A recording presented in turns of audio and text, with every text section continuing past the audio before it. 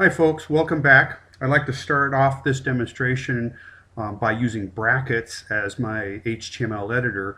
But before I go on, let's talk a little bit about how we might want to organize our website. What I'm going to do right now, I'm going to place on my desktop, but normally you'd probably want to have your basic website located in a folder, perhaps off your drive C or drive D, if you will. But for right now, I'm going to go ahead and create a brand new website here. I'm going to do a right click and I'm going to create a brand new folder. And in that folder, I'm going to call that my websites, assuming that I might be managing or working on more than one website at a time. So now let's go ahead and open up that folder. And in this folder, this is where I'm going to place my respective websites. Now let's talk a little bit about this. In actuality, a website to a developer is nothing more than a basic folder. So if I'm going to create a website, let's say I want to call it Nerd Toms because I'm putting out nerd supplies, then within my website folder, I would create a new folder and I'm going to call it Nerd Toms. And then inside Nerd Toms, this is where I'm going to place all my different files associated with Nerd Tom's website. I'm going to place my HTML files in here, my cascading style sheets, all my images, everything that's going to take up my Nerd Tom's website, if you will. So keeping that in mind is very important. Now let's talk about how I might want to go ahead and create my initial web page. To create an initial web page, we took a look at in the very first demonstration. I simply can do a right click, come down, click New, Text Document. And when I click Text Document, again, making sure that I have the ability to look at my file extensions. If you don't see file extensions, you'll need to go to View and then turn on your file extensions, which is over in this respective area under View. But in this particular case, I'm going to go ahead and create a new web page, and I'm going to call it index.html. So I'm going to get rid of that txt at the end of it. Now before I go on, let me point out that most all websites will start with a website page by the name of index. If it's a standard HTML page, it's going to be index.html.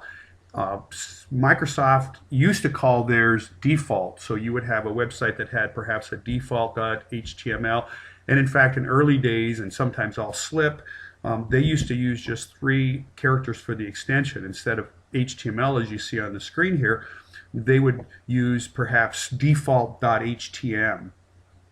So today the normal standard of your default web page is index.something. If it's a PHP website, you might find it index.php, or if it's an active server pages in Microsoft technology, you might find it index.asp. In our case, we're going to identify our home page as index.html in this particular case. Could have called it anything I wanted, and even though there is an accepted default web page, I can go into any website and change that default web page to anything that I'd like it to be. So this is a standard, it's not a requirement. So now once I've named it, I'm going to click out of it here, and it's going to go ahead and tell me that the website may not be usable because it recognizes that I changed the txt now to an HTML, and it hasn't looked yet to see if HTML is a valid extension. It is. So I would go ahead and say yes. And now you'll notice that because Canvas is my default browser, that I have a Canvas logo popping up with index.html here. And what I could do if I wanted to edit this directly in brackets would be to do a right click on it, move down to open, where am I here? There it is, open with. And then since I already have brackets installed, you'll see brackets is on my list. But you'll notice, and we'll talk about some of these later, I have a variety of different types of editors that I could use in order to manage a website because I deal with a variety of different types of technologies. But for this demonstration, we're going to go ahead and stick with brackets. So again, I could open this website up right now by clicking on brackets, and it would open it up directly. But I don't want to do it that way. right now. I want to show you an alternate way of doing it as well, assuming that we're going to create it from scratch.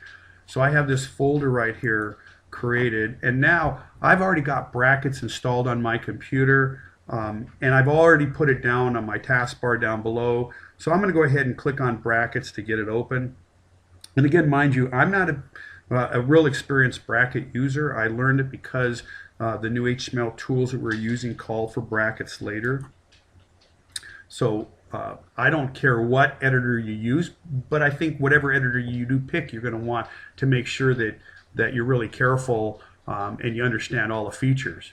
So when you start brackets up, initially it's going to open up empty, and what I need to do is pick a starting location. And by default, yours will probably come up with a getting started screen, and that's the default location. They already have some HTML created for you. You could preview that HTML and take a look at it, as I'm going to show you here in a minute. But really at this point, what I need to do is point to my new website that I just created, that Tom Nerd website. So in order to do that, I'm going to click right here where it says Getting Started, and I'm going to open up a folder. So again, a folder and a website are synonymous. I'm going to go to my desktop. There's my websites folder I created, and then there's Nerd Tom's right there. I'm going to select that folder. Now, you'll notice as soon as I select the folder, there's nothing in it. So what I'd like to do now is I've come back over and I want to do a new, let's try this again. I want to do a new page. And notice that right now it's not titled. Now, what's happening here is I want to be able to preview my web page, but it won't let me preview it until I actually physically save it. Now, had I opened it up that first example that we had where the file was saved, although it was empty, I could preview it because it's already physically at that point been saved. But I started up differently. What I did this time is I started up with no file at all in memory. So I will have to go back in there and initially, if I want to preview it, do a file, and then I'm going to click on save. Now, there is no Untitled-1 here. It knows that it's not been saved yet. So in this particular case, I can give it whatever name I want. We used index before, so I'm going to call it index.html and go ahead and click save.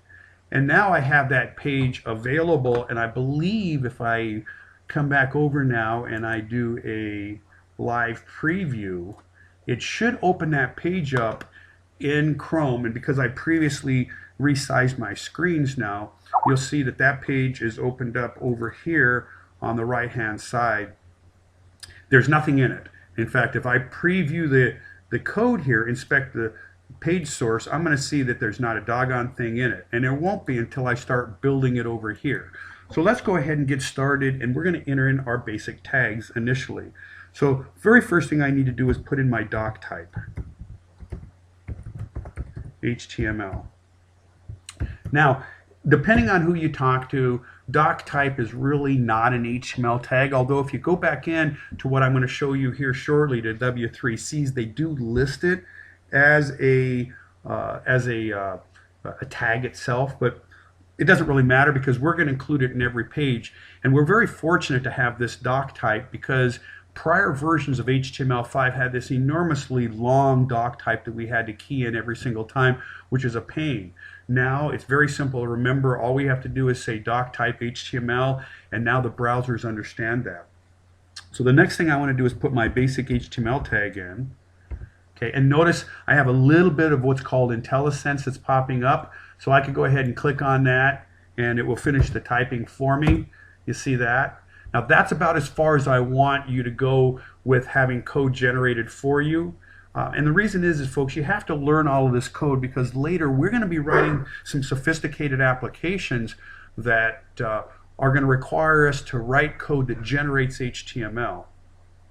So there's my basic outside HTML tag, and notice how the indentation occurs right here. It's indenting automatically for me. So next step I want to do is go ahead and put in my head tag. Notice head pops open. I can finish off the head tag, and it enters head for me. Okay, we'll come back to the head tag in a minute. The next tag we want to take a look at is that body tag. Okay, basic body tag. And it's inside this body tag that most all of our development is going to occur. The next tag that we want to go back and review is going to be the title tag. Now normally I'll put the head tag as you see here on the screen, and we'll put the title tag in the middle. Now notice how the indentation is occurring here, and that's showing that parent-child relationship. You'll notice that the head tags and the body tags are at equal level. That means they're totally separate tags independent of one another. But now the title tag, as we talked about earlier, the title tag is a child of the head. I can't just put the title tag in there without putting a head tag in, otherwise HTML, the browser won't understand what it is. So at this point, I'm going to go ahead and type in nerdtom supplies inside of my title. Now as I do that, you'll notice that I misspelled nerd, and it actually live changes over here, shows me it saw it, so I need to go back in there and make my correction here. Nerd Tom, and then immediately those changes occur over on this side. This is a really nice tool, folks. So what we're looking at right now, folks, are going to be what we refer to as our basic tags. We're going to continue on, and we're going to take a look a little bit deeper at some additional elements now that we looked at before, just real briefly.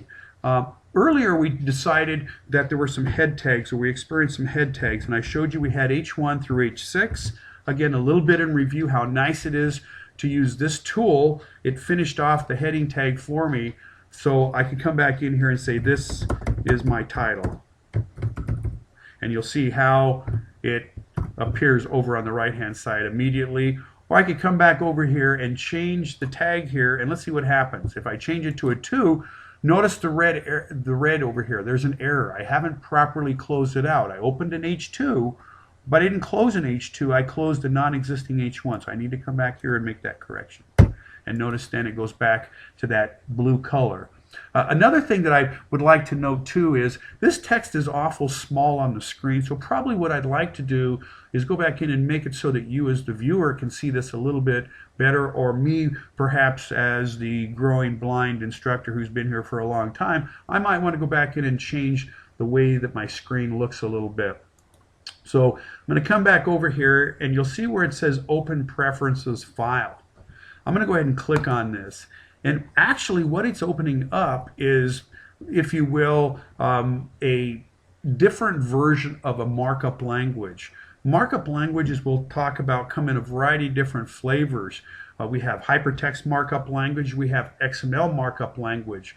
The markup language that we're looking at right here is what's called JSON language, and it's just basically a definition that allows me to store values, and we'll talk about that a little bit more as time goes on. But one of the important parts in here that you might want to change around with, and I would suggest that you copy this to Notepad before you make changes, so that you can go back and replace it if you make any kind of mistake. But if I want to go back, I can change the particular font family or the font that I'm using. How do I know what the font name is? If you go back into your Windows folder on your computer, you'll see a font folder. Inside that font folder, you'll see a whole bunch of different font types. Any of those font names on the respective computer, you should be able to go back in and plug in here. But I want you to be careful. Understand that the fonts that you're going to place in here are going to be fonts off your computer. They're not referred to as what's called web-safe fonts. A web-safe font, as we'll talk about later, is a font that doesn't matter whether you're on a Windows box or a Linux box or you're running on a Mac or a mainframe. That font is going to be recognized in the current format that it is, and there's a lot of fonts that Windows uses that are not understood across platforms. So I would suggest that probably the only thing that you might want to change here is this number. Right now the fonts are set at 12 pixel. Watch what happens here. I'm going to change this to a 14, click out of it, and if you just come back up here and hit save, and you'll notice that the fonts immediately jump larger. And if I wanted to make them even larger for demonstration purposes, I think probably a 16 here might be appropriate. I'll make a 16, come back over here and save that file. And again, you'll notice how the font gets a little bit bigger and a little bit easier to read. And then I simply go back in and I'm going to close all of this code out in here. Let's see here. How do I get myself here? Oh, there's a quick view button. Learning new features as we go along, folks. So I want to jump back to my index page that we have. So notice I have this default preferences page. I need to close that out. And I'm now back to my index page. Notice how the fonts have increased a little bit. Let's jump on to the next topic.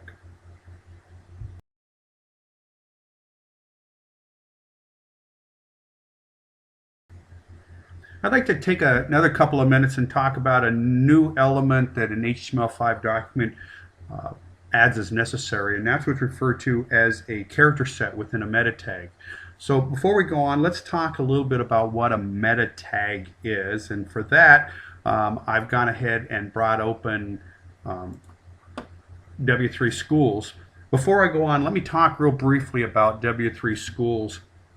W3 Schools is perhaps the best HTML training site that you're going to find out on the web today.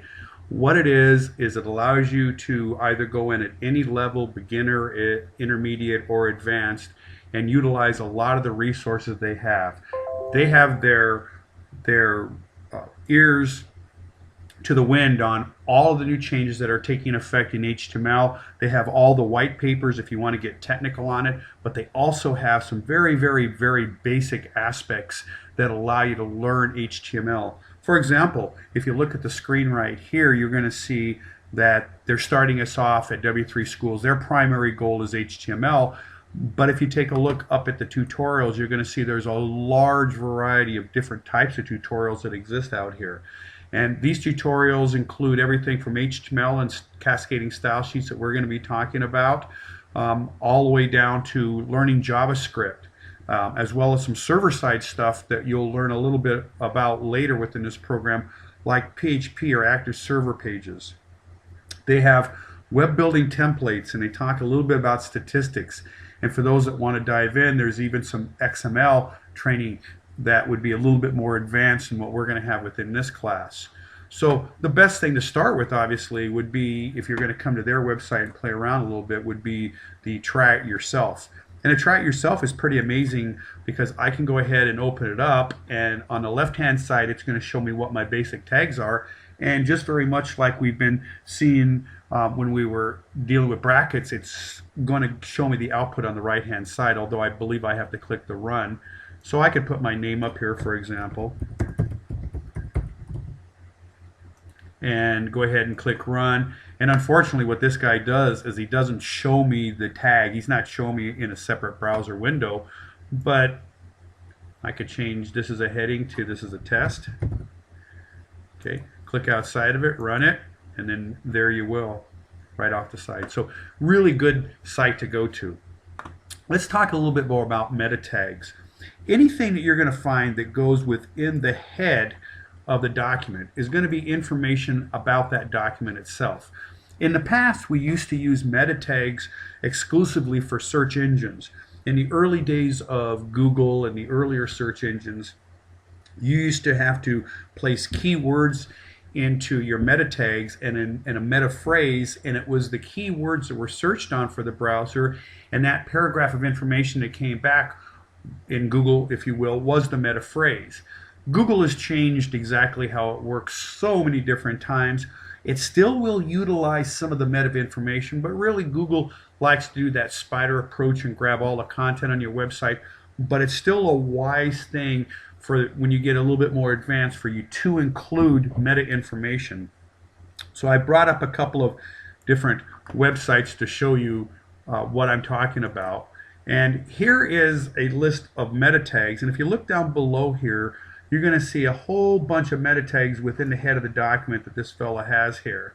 And what these are the description of the website, the author of the website, if there was an illustrator.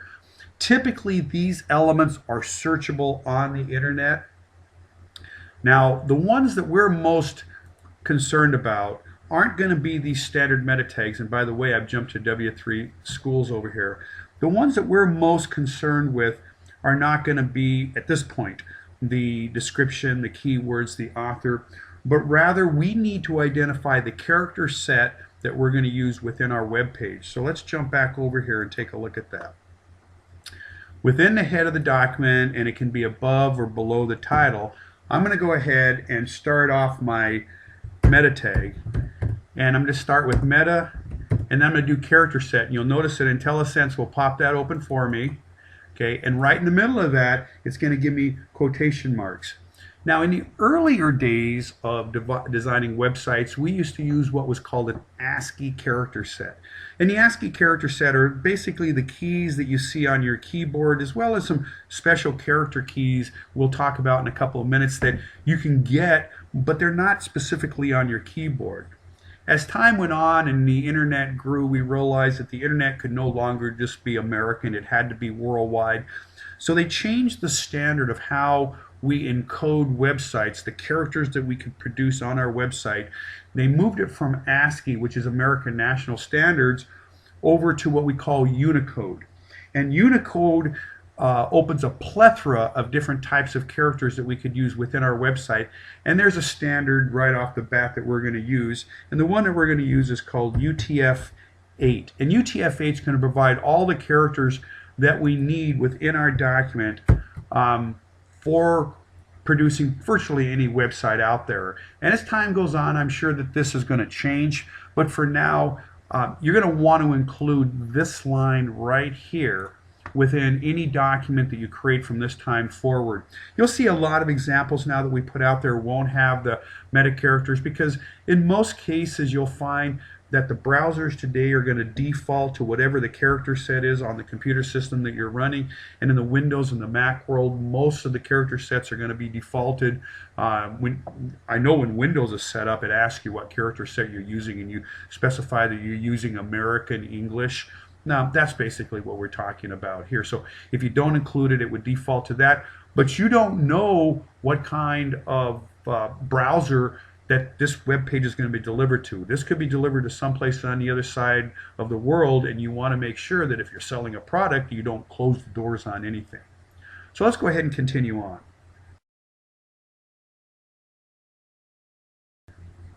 For my next demonstration, folks, I'd like to show you how to put images within a document. But as long as we're at it, let's play around a little bit with this document.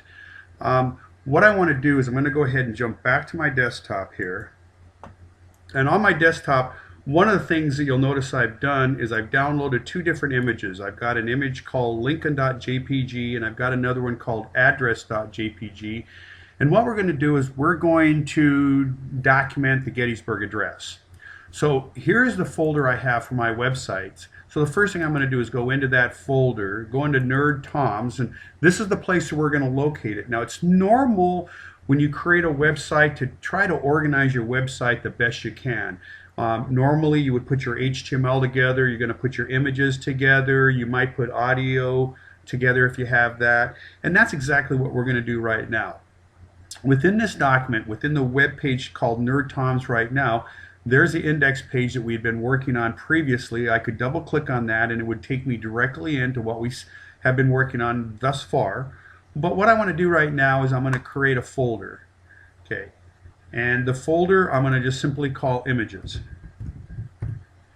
And I'm going to take those two images that I found here, address and Lincoln. I'm going to go ahead and copy those, and I'm going to put them inside this folder. Just paste them right in here. So now what I end up with is this website directory structure where I've got my what we call my root directory of my website. This is where when somebody hits the website they're going to end up at. And if I don't identify a default page, it's going to automatically want to run index.html. When I say it's going to want to run, what am I talking about? There's going to be a software program that runs on a server called a web server software. The two most common web server software packages out there you're going to find today is one called IIS. That's on Microsoft. That comes free. You can download it if you want to. Another one that you might want to use on the either Apple or on Linux, it also is available on Windows, is a web server software program called Apache. And what it does is you can set an IP address to point to that specific web server, and when somebody from outside your computer hits that address, it's going to deliver back a web page. That's not the focus of this class. We'll talk about that in later classes. We'll experience it a little bit later, but right now it's important to note that we don't need to have web server software in order to test out the pages that we create. By default, if I don't have a web server and I double click on index.html, my default browser is going to want to open that up on this particular computer. So now I've got this folder created, images. Inside images I have Lincoln and I have address. Now the next thing I like to do is let's just play around. I'm going to go back out to Chrome and to Google, and I believe, let me double check here, one of the pages that I brought up, I may have lost it here, we'll have to come back to it, was the Gettysburg Address. So let's go back and find that again. So we're going to find the Gettysburg Address. I'm looking for the text out of the Gettysburg Address. I could probably find it here on Wikipedia. Let's open it up. Yeah, this is where I was before. And here is the text. So I'm going to grab this text right here. This is what's referred to as scraping. I'm going to copy that text. And I'm going to come back over to brackets. And right in the body, I'm going to paste that in. So there we go. Now, the challenge that we're going to have with this, and let me open up my viewer here, is notice how this text has come out now. It just put it in exactly as it sees it. Remember, HTML ignores white space, so even though there's a carriage return at the end of this, and we have that, if we go back, we'll see we have carriage returns here. But when I copied that and pasted it back in, let's get back over, let's try that again, where am I at? Right there. When I paste it back in, it left the paragraphs, but notice everything in the browser pushed together. So the very first thing we need to do here is we need to identify these as paragraphs before we can even continue on. Otherwise, we're going to end up with this mess that we see right here. So I'm going to go ahead and I'm going to put a paragraph tag in front, and I'm going to take that closing paragraph, I'm going to cut it and paste it right here at the end. And you're going to see slowly but surely that document on the right hand side is going to start changing. Again, I'm going to go to the start of this paragraph, put my first paragraph tag in, close my paragraph out here. Oops. Let's see, opening, closing, opening, delete out the closing. And again, notice on the right hand side how everything is changing. I like the fact that the moment I put the slash in there, it saw the P tag. Now before we go on, let's make this perfectly clear. You cannot have another paragraph tag inside of a paragraph tag. Paragraphs are complete entities. But notice what's happened over here on the right hand side now. If we play around with this a little bit, I have this document and it should be somewhat responsive. See how it formed? It's the paragraph tags that allows that to happen. So let's go ahead and resize that again. Make sure I can see everything over here. So let's add in a title to the top of this guy that just basically says Gettysburg Address. So let's put an H1 in there, and in the middle of that I'm going to type in Gettysburg, I think that's URG, address. So there's my title on top of it, and then perhaps underneath it let's put a heading 3 tag. And let me jump back over here and see what the date of that is. Here's my date right there. So go ahead and copy that. Jump back over. I'm going to put Abraham Lincoln. paste the date in. November. And let's take a look and see. I lost my viewer. I'm looking at a previous page here. And this is what we've ended up with so far. So not too bad. Now what I'd like to do is utilize those images. The images that we just downloaded and we put in a respective folder. So before I go on, let's jump back over to W3Cs here and take a look at the image tag. So this is the format that we have for the normal image tag. And what the image tag does is it says, here comes an image. The name of the image, in this particular case, is smiley.gif. There's no path in front of it, which means it thinks that that smiley.gif is currently in the same folder as the HTML document that would be calling this. And then you'll notice that we have alt tag here. Now, alt tag used to not be a requirement, but now when you go back in later, we're going to validate our code to make sure there's no errors. You're going to see you'll get an error if you don't have an alt tag, and that's for a couple of reasons. Number one is if users have images turned off, and it's not very common that they have images turned off today, it would reproduce that image with the same dimensions that we have right here, and it would have the word smiley face in the middle of it. But even more importantly now, what it does is it allows us to go back in there and allow for users with handicaps to look at a website, say they have viewers for the blind, and rather than obviously trying to describe the image, which it can't do, it reads the content of your alt source within the image. Another thing that I like about the alt tag as well is the alt tag will act as though it's a rollover effect. So once I get this image, if I roll across the image, the word smiley face will pop up in IntelliSense on top of it. Now you'll also notice at the end of this tag they also have a height and a width.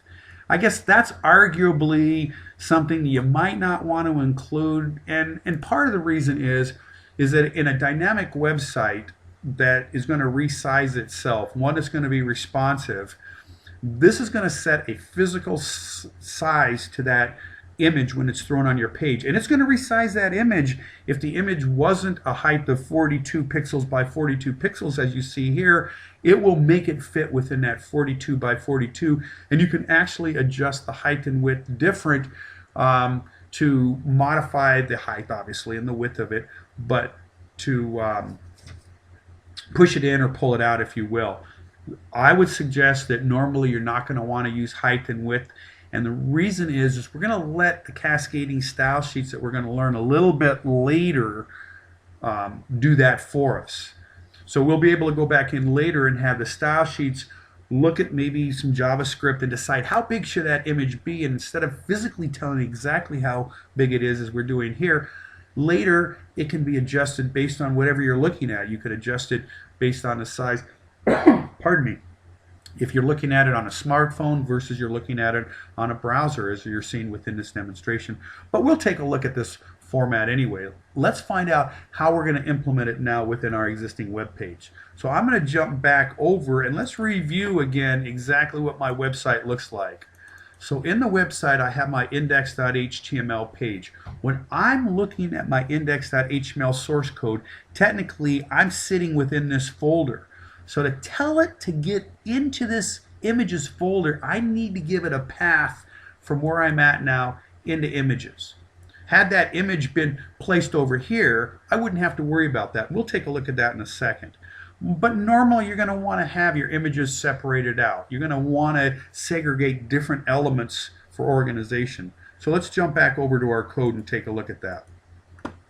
So what I'd like to do is put that photograph of Abraham Lincoln underneath the H3 here. So I'm going to start off with an image here, and then I'm going to do my SRC. That stands for the source of where the image is located at. The tab key doesn't work, so I have to click it with the mouse. Equals, and it'll add the quotation marks. And then I'm going to put an alt tag in here, and I'm going to add in here, in the alt tag, Abraham Lincoln. Okay. Now, because I haven't given it any dimensions, it's going to default to the dimensions of whatever the image is. If I don't tell it height and width, whatever the height and width of that image is will be placed here. So now let's go back and take a look and see what the name of that image was. Inside the images folder, it's called Lincoln.jpg. Lincoln.jpg. So I need to tell it then from here, go into the images folder, okay, and you're going to find, and look at it, it finds it through IntelliSense right here, that there is a picture there called Lincoln.jpg, and if I click on it, click outside of it, I've lost my other page, there you'll see that the image of Lincoln popped up, and if I click and roll across this image, let me select this page, let's see if they've changed that. I'm not getting IntelliSense popping up with it. I'm wondering if it's because I'm in preview mode. Let's take a look and see what happens real quickly. Let's come back out of this. Let's go back to my nerd forums, and let's just double click on this folder and have it bring open in a new browser window. See what happens. So I double click on it. Uh-oh. What happened here? It's not working. Let's try that one more time. Index.html. Oh, you know why? I bet you I didn't save it. So let's close this window out. Let's jump back over to it again. There's the demo. Let's save all. Now let's see if that's going to make a difference. Size is 2 gigabytes. There we go. So I had not saved it the first time, and here's the page that's popping open, and let's see if, and Chrome doesn't look like it's bringing open. Let's try it with Edge. I'm going to grab that address here, copy it, let's open up Edge, and let's paste it in and see what it looks like.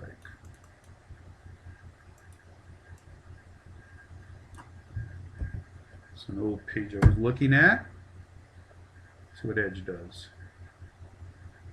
Ah, it looks like no longer in the browsers does IntelliSense pop open. Now let's jump back though. As long as we've got it here, let's play around a little bit here. Oops. I'm going to come back over to my document, and let's just change the name of the file. Let's make an error in here. Let's change it from Lincoln to Lincoln 1, and let's just see what ends up happening. Okay, I'm going to come back over here, I'm going to save, and notice what we've got over here. Because there were no dimensions that were given to the original Abraham Lincoln graphic, it didn't know how big to default it, but what it did is it put a missing images graphic in here, and it brought in what you'll see here was my alternate text. Now, had I gone back in and given the size, let's play around with this a little bit. Let's get rid, back up Lincoln here, and let's give it a size. Let's say, in fact, I could probably go back in and look at, it's not going to give it to me, so we'll just play around here with the size. Let's do height equals 100. We'll put those in quotation marks. Width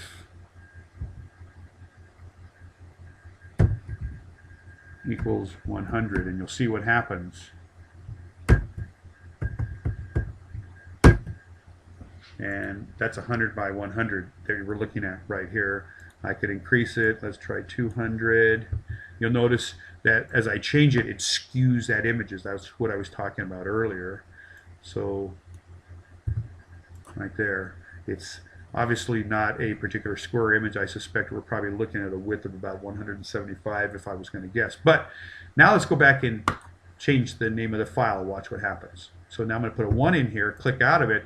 Now you'll see it defaults to the actual size that I specified on the graphic, and then puts inside of it the alt text, as we see here.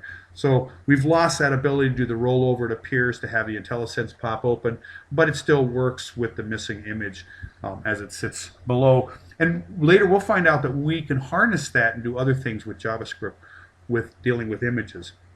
Let's go ahead and correct this. So I'm going to put the image back in. In this particular case, I'm going to go ahead and get rid of the height and the width. I would prefer to do that with standard cascading style sheets. Before I go on, I do want to point out another thing as well. Up until HTML5, we were using as a standard XHTML, and you'll find out that there's going to be some differences between HTML5 and XHTML. HTML5 actually, with respect to rules, has jumped back about 10 years as far as requirements. XHTML used to say that there's every tag has to be double-sided. There's an opening and closing body tag. There's an opening and closing H1 tag. But there were some tags that were not opening and closing. An image tag is just such a tag. And what you would do is you could either do one of two things. You could close it out with a /img, which sounded pretty wasteful and redundant. You'll notice now that it's coding it in red, which means it doesn't need to be done. The shortcut that XHTML gave us, and I'm only telling you this because you might see it in code, was to say, look, let's not make you jump through all the hoops of putting that closing tag in here. Let's actually do a self-closing, and it would put a slash at the end of it like that. It still works, but the fact is HTML5 has jumped back to about where HTML3 was 10 years ago, and it says, look, we don't have to do that any longer. By us going back in there and putting the Doctype HTML up here, it knows it doesn't have to be closed out. So you'll see in some of my examples, because I'm an old dog, that I might occasionally close out a tag that I don't need to close out. I guess if I'm going to error, I'm going to error on the side of closing it out rather than not, but it's not required. And we're going to take a look at a couple of other tags that are the same way.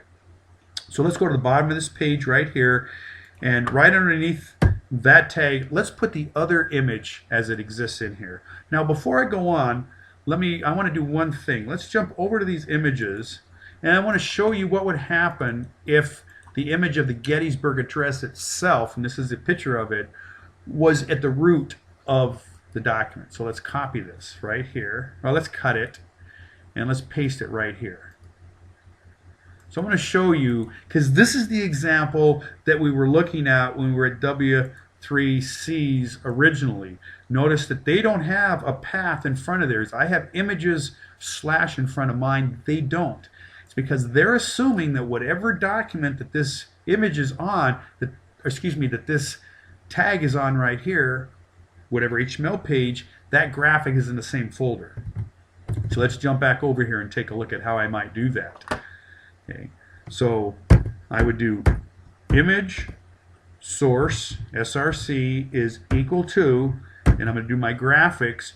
Now notice it sees in IntelliSense, and if you're using Notepad, folks, you're going to have to do all this by hand and remember it by hand, but there's still people, because of the simplicity, that really love Notepad. I'm simply going to type in address.jpg. Okay, and then I'm going to add an alt to it.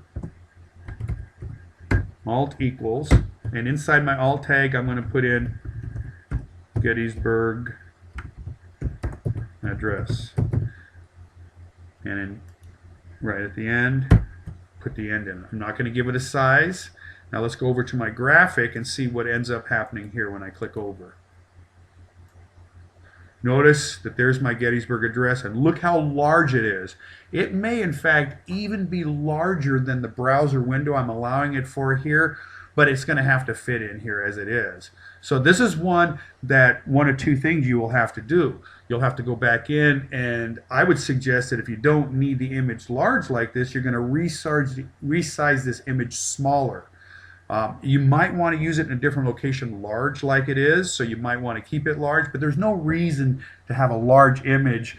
You generally, if you need it small, make it small, because that's going to save you the most as far as download time. But in this particular case, let's go ahead and let's add a size to it. So I'm going to put a height of 200, and I need to put my equal quotation 200.